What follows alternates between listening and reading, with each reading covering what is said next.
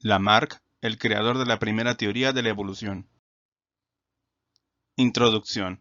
Observar la naturaleza, estudiar sus productos, buscar las relaciones generales y particulares que han ido imprimiendo sus caracteres, y finalmente intentar comprender el orden que hace imperar por todas partes, así como su funcionamiento, sus leyes, y los medios infinitamente variados que emplea para dar lugar a este orden, es, desde mi punto de vista, ponerse en camino de adquirir los únicos conocimientos positivos que se encuentran a nuestra disposición.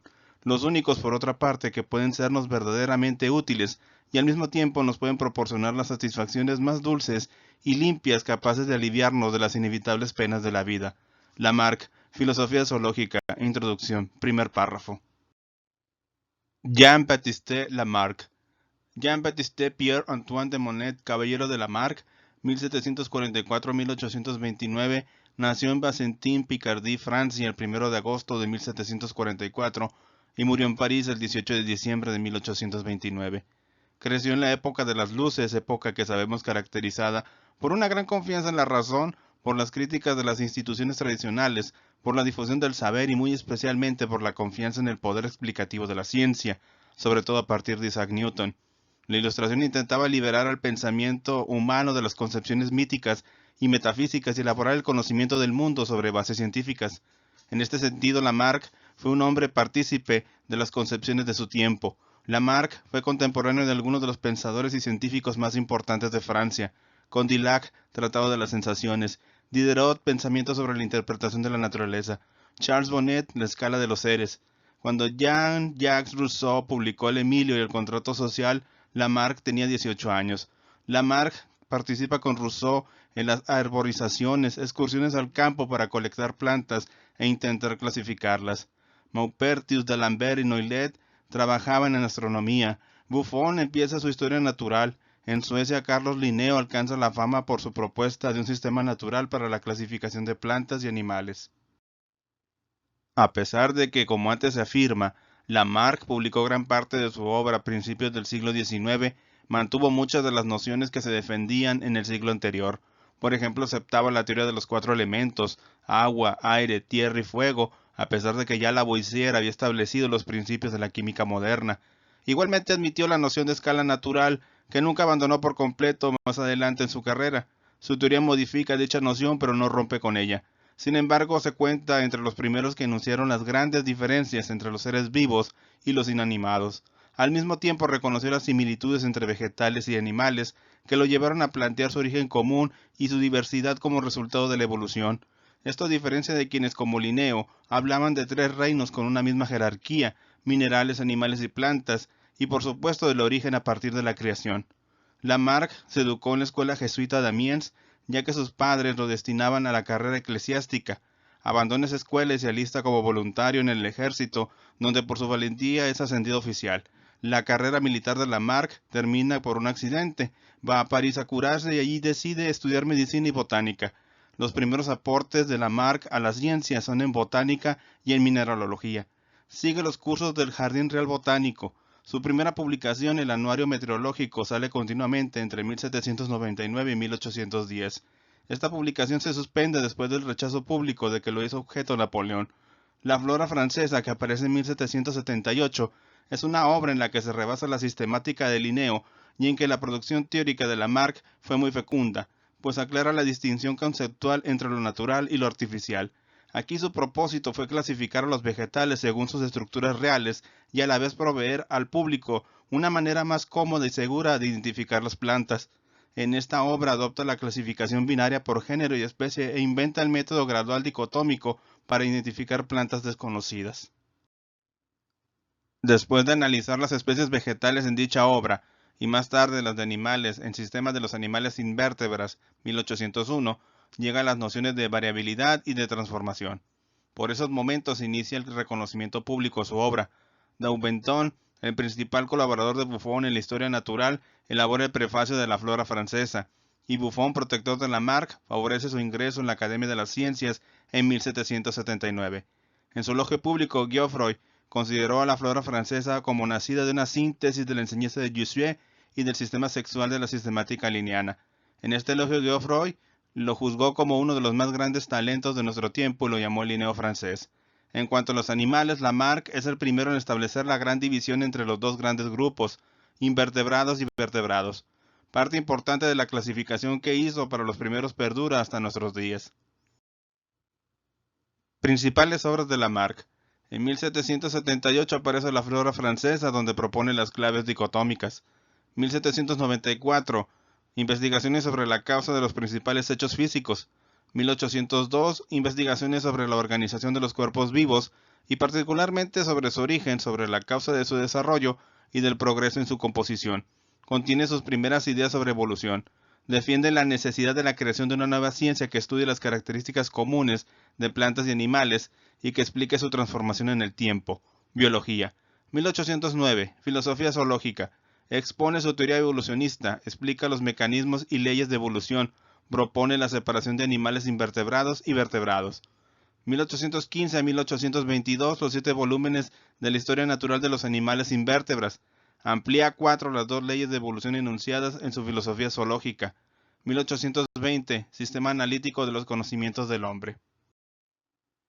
La diversidad de las inquietudes de Lamarck resultó decisiva en la formulación de su teoría de la evolución, basada en 3 leyes fundamentales, las 2 primeras de las cuales versaban sobre el ascenso de los seres vivos hasta formas más evolucionadas y la tercera, por extensión, identificada con la corriente de pensamiento conocida como lamarquismo, establecía que los caracteres adquiridos durante dicho proceso evolutivo eran hereditarios.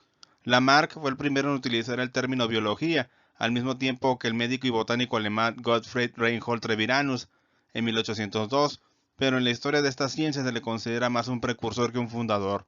Murió ciego y en la indigencia. La evolución según Lamarck. De acuerdo con Lamarck, si las especies dan la impresión de estabilidad, si aparentan no cambiar, se debe a que las transformaciones tienen lugar en periodos demasiado extensos con respecto a la vida del hombre, que solamente pueden registrar observaciones que datan de unos cuantos miles de años, lo que le induce a rechazar la idea de variación. Opina que gran cantidad de hechos prueban que si los entes cambian de clima, situación o costumbres, sufren modificaciones en su estructura, en la proporción de sus partes o incluso en su organización. Lamarck determina que si los cambios en las condiciones de vida persisten y los organismos viven y se reproducen sucesivamente en ellas a lo largo de muchas generaciones posteriores, individuos que pertenecían originariamente a otra especie se transforman por fin en una especie nueva, distinta de la otra. En la explicación lamarckiana, la evolución se produce por 2 factores que se oponen. En primer lugar, hay una tendencia interna al cambio, siempre con aumento en la complejidad, que está preestablecida por naturaleza.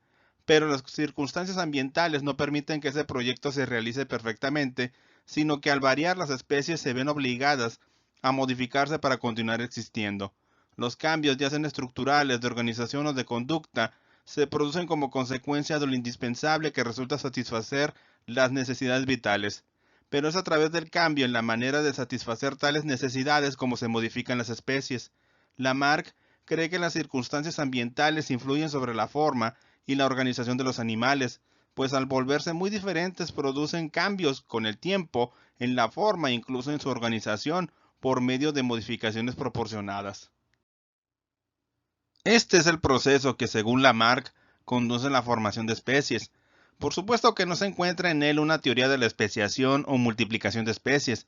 Sin embargo, no es posible afirmar que solamente se plantea una transformación de tipo filético, pues en este tipo de evolución, una especie se transforma en otra una vez que desaparece la forma original, mientras que en la concepción lamarckiana subsisten todos los pasos intermedios. El proceso de formación de especies se verifica cuando 2 grupos quedan separados en diferentes condiciones ambientales, por ejemplo, cuando individuos de la misma especie original están unos habitualmente bien nutridos y en circunstancias desfavorables. Se produce en tal caso una determinada diferencia en el estado de tales individuos que poco a poco se torna muy notable. Así las circunstancias persisten, convierten en habitual la organización interior de los individuos malnutridos, a los que modifican de manera tal que dan lugar a una raza muy distinta de aquella en la que los individuos se encuentran cotidianamente en circunstancias favorables a su desarrollo. Como antes se señala, lo anterior es válido únicamente para los animales, ya que sus movimientos y acciones pueden hacer que determinados órganos se desarrollen más que otros, o que la ausencia de acción atrofie ciertas partes. Sin embargo, en las plantas la situación es otra, porque al no haber movimientos, No hay hábitos propiamente dichos. No obstante, los cambios ambientales conducen a diferencias en el desarrollo de sus partes, de manera que tales diversificaciones hacen nacer y desarrollar algunas, mientras que atenúan y hacen desaparecer a otras. En las plantas sí se puede hablar de la entrada de fluidos que modifican directamente las estructuras, de manera que ciertas funciones pueden ocasionar que algunas partes se desarrollen más que otras. En ellas todo se opera por los cambios que provienen de la nutrición del vegetal, de sus absorciones y transpiraciones, de la cantidad de calor, luz, aire y humedad que recibe habitualmente, y de la superioridad que ciertos movimientos vitales pueden adquirir sobre los demás. A partir de estas consideraciones, Lamarck construye las siguientes premisas válidas especialmente para animales. Primero, todo cambio considerable y persistente de las circunstancias en que se encuentra cada raza de animales obra en ella un cambio real en sus necesidades. Segundo, todo cambio en las necesidades de los animales requiere otras acciones para satisfacer las nuevas necesidades y por consiguiente otros hábitos. Tercero, toda nueva necesidad, al suponer nuevas acciones para satisfacerla, exige del animal que la experimenta o bien un uso más frecuente de alguna de sus partes que antes empleaba menos, hecho que la desarrolla y agranda considerablemente, o bien la utilización de nuevas partes que las necesidades condicionaron insensiblemente en él por esfuerzo de su sentimiento interior. Ya que desde el punto de vista de Lamarck, estos hechos tienen carácter general, con base en ellos se pueden plantear dos leyes de carácter universal. La primera ley generaliza la observación de que las partes que se usan más se desarrollan y viceversa, que es la ley del uso y desuso de los órganos. En todo animal que no ha alcanzado el término de su desarrollo, el uso más frecuente y sostenido de un órgano cualquiera fortifica poco a poco este órgano, lo desarrolla, lo agranda y le da una potencia proporcional a la duración de este uso, mientras que la falta constante de uso del mismo órgano lo debilita sensiblemente, lo deteriora, disminuye progresivamente sus facultades, termina por hacerlo desaparecer. Filosofía zoológica. La otra ley se refiere a la conservación y transmisión de las modificaciones adquiridas.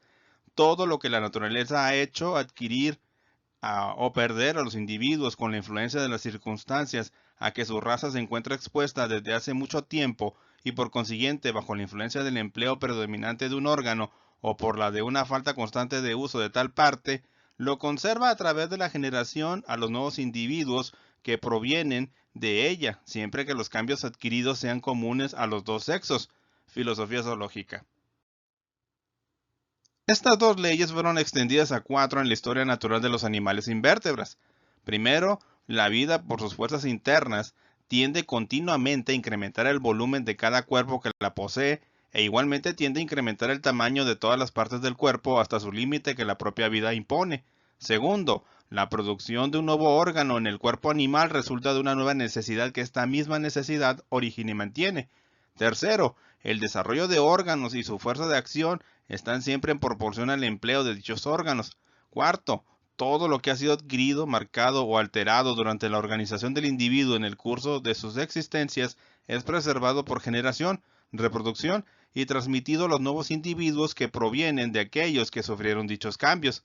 Lamarck sostiene que la acción del medio se efectúa de modo diferente en los diversos organismos dependiendo de su grado de organización. En este sentido, divide todos los seres vivos en 3 grupos: las plantas, que no poseen el don de la irritabilidad; animales infusorios, que solo se desplazan bajo la acción de estímulos exteriores y que son incapaces de manifestar voluntad libre; infusorios, pólipos, radiolarios y gusanos. Todos los demás animales forman el tercer grupo, caracterizado por un sistema nervioso más desarrollado, órganos de los sentidos más perfectos y por la capacidad de manifestar una voluntad libre provocada por la variación de las condiciones externas. El ejemplo clásico son las jirafas, que utilizó Lamarck para explicar su teoría de la evolución. Bajo la teoría del uso y del desuso propuesta por Lamarck, los ancestros de las jirafas tenían cuellos cortos, pero algunos individuos comenzaron a estirarse para alcanzar las ramas más altas de los árboles. Las siguientes generaciones heredaron este carácter adquirido y con el paso del tiempo todas las jirafas adquirieron el cuello largo. Durante los siglos XVII y XVIII, muchos autores sostenían que las partes de los animales están diseñadas para ejercer determinada función. Así Linneo Paley hablan de una adaptación perfecta al medio en el cual habitan los seres vivos, puesto que cada órgano fue especialmente elaborado para llevar a cabo cierto trabajo y no otro. Lamarck propone exactamente lo contrario. Aquí son las necesidades y los usos de los órganos los que incluso los han hecho nacer cuando no existían y han dado lugar al desarrollo en que los observamos en cada animal. Los órganos no pueden ser previamente diseñados por un ente superior, sino que se conforman gradual y lentamente, como resultado de la interacción del ser vivo con sus condiciones de existencia. La naturaleza, a pesar de la omnipotencia con que su autor la ha dotado, no puede prever todas las condiciones posibles y crear órganos, digamos, preadaptados. Pero además las circunstancias no son siempre las mismas, se modifican en el tiempo. Por eso la naturaleza no crea órganos, sino que produce necesidades que desarrollan o crean tales órganos. Para que esto no fuera así, sostiene Lamarck, hubiera sido necesario que la naturaleza creara para las partes de los animales tantas partes en ellos, tantas formas, como las diversas circunstancias en las que tienen que vivir lo hubieran exigido, y que estas formas, así como estas circunstancias, no variasen jamás.